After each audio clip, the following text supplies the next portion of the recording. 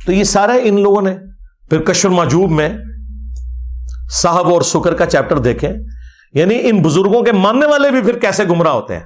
کشف المحجوب میں علی اجویری صاحب نے لکھا ہے کہ میرا مسئلہ پھنس گیا تو میں نے جا کے بازید بستامی کی قبر پہ جا کے جھاڑو دی، میں مجاور بن گیا تو میرا مسئلہ حل ہو گیا. جی یہ علی اجویری صاحب نے لکھا ہوا ہے. کیوں؟ تاکہ میری قبر پہ بھی آ کے مجاور بیٹھے. اور پھر وہ اس میں صاحب اور سکر کے چیپٹر میں بازید بستامی کے سکر کا دفاع کرتے ہوئے کہتے ہیں کیا مسئلہ ہوا؟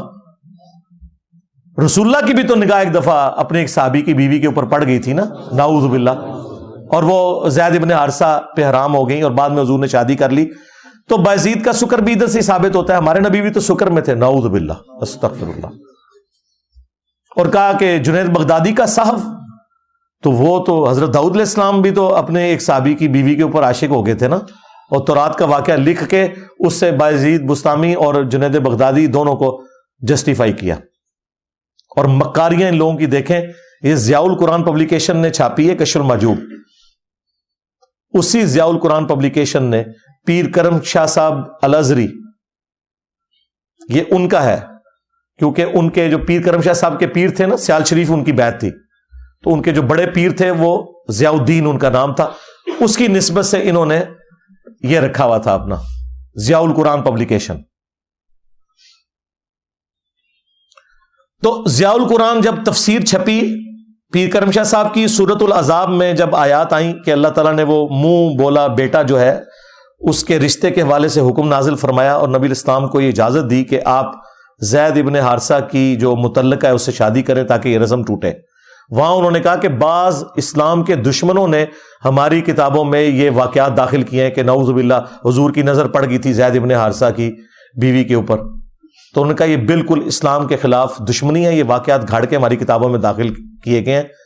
تفسیر میں یہ لکھ رہے ہیں، اور اسی پیر کرم شاہ صاحب نے تفسیر میں یہ لکھا اور کشف المحجوب کا مقدمہ لکھ دیا کہ اس جیسی کتاب ہی کوئی نہیں. اور ساڑھے بابا جی خادم رضوی صاحب بھی ایسے ہاتھ میں پکڑتے تھے، وہی والی کشف المحجوب جس میں وہ باہر گنبد بنا ہوا ہے کہ جدا کوئی مرشد نہ ہوئے کتاب پڑھ لے. تو ہم پوچھتے ہیں پھر یہ اسلام کے خلاف سازش کرنے والے دشمن کون ہیں؟ اللہ معافی دے آپا خود اسی خود. اب یہ باتیں کریں کہیں گے جی وہ پٹیشن آپ فائل کریں نا جی، انشاءاللہ ہم کروائیں گے. پٹیشنیں سالوں سے فائل ہو رہی ہیں ان کے خلاف، ابھی تک کوئی فیصلے نہیں ہو رہے. تم لوگ کرو نا، قادیانیوں کے لیے نکلے ہو نا، تو اب اینٹی قادیانی کام چھوڑو، ختم نبوت پہ کام کرو. اور غلام احمد قادیانی دجال نے تو ذلی نبی کہا نا، تمہارے بزرگوں نے تو ڈائریکٹ پڑھوایا چشتی رسول اللہ. ہاں آج مفتی منیب الرحمان سے انہوں نے فتویٰ دلوایا کہ جی وہ کتابیں بدل گئی ہیں. نہ مفتی صاحب کہانی نہ کرواؤ، کتابیں نہیں بدلیاں، تم لوگ بدل گئے ہو میرے ڈر کی وجہ سے. اگر یہ کتابیں بدلی ہوتی تو مجھے بتائیں، 8 سے 100 سال پہلے آلموسٹ 1921 میں ڈیتھ ہوئی ہے احمد صاحب بریلوی کی، وہ تو چشتی رسول اللہ والی کتاب کو انڈورس کر رہے ہیں. اس زمانے تک تو نہیں بدلی ہوئی تھی، یہ بعد میں بدلی ہے. ظاہر ہے ہم اعلیٰ حضرت کی بات مانیں گے. تمہاری اعلیٰ حضرت نے فتاوی رضویہ میں کہا کہ 7 سنابل رسول اللہ کی بارگاہ میں مقبول ہے، اس میں چشتی رسول اللہ لکھا ہوا ہے. اگر تو اعلیٰ حضرت نے یہ جھوٹ بولا تھا، مارے گئے. ان کو پتا بھی تھا اس میں یہ لکھا ہوا ہے، کہتے نہیں ان کو نہیں پتا چلا. تو اعلیٰ حضرت کی بزرگی گئی، کہتے ہیں غوث وقت ہے تو دل ڈال تو ساری کائنات کو رائی کا دانہ جیسے تھیلی پہ ہوتا ہے، اور نہ سوئے تو کتابوں کی تعریف کر دے ہو. اور رسول اللہ پہ جھوٹ باندھا کہ نبی الاسلام نے خواب میں آگے کہا یہ کتاب بڑی مقبول ہے. چلے کوئی غلطی ہوتی تو ہم کہتے ہیں تو کفریہ کلمات لکھے ہوئے چشتی رسول اللہ پہ بھی جھوٹ باندھا. بخاری مسلم کی حدیث ہے جس نے میری طرف جھوٹ منسوب کیا اپنا مقام جہنم میں دیکھ لے. آپ فیصلہ کرو کہ اعلیٰ حضرت کو کہاں پہنچانا ہے. بہتر یہ کہ بزرگی فارغ کروا لو، ورنہ دوسرے معنوں میں تو اگر انہیں جان بوجھ کے کیا ہے تو جہنم وچ گئے. پھر بہتر ہے کہ وہ کہ بزرگی شرگی کوئی نہیں، بزرگاں کو نہیں پتہ لگتا.